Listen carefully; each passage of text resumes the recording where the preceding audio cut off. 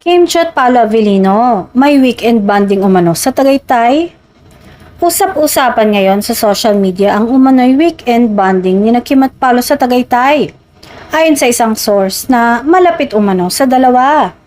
Bagamat wala pang kumpirmasyon mula sa mismong kampo ng mga artista, mabilis na kumalat ang balita at agad na ikinilig ng fans na matagal nang sumusubaybay sa kanilang tambalan.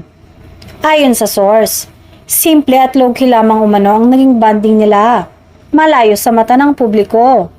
Dagdag pa ng source, pinili daw ng dalawang Tagaytay dahil sa tahimik na ambience at malamig na klima.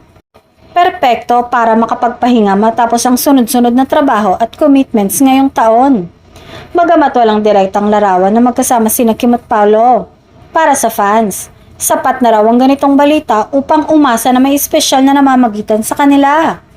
Matatanda ang kamakailan lamang ay umugong din ng balitang muli silang magsasama sa isang bagong serye. Dahilan para mas maging interesado ang publiko sa tunay na estado ng kanilang relasyon. Para sa ilan, posibleng bahagi lamang ito ng pagiging magkaibigan at pagiging close dahil sa trabaho.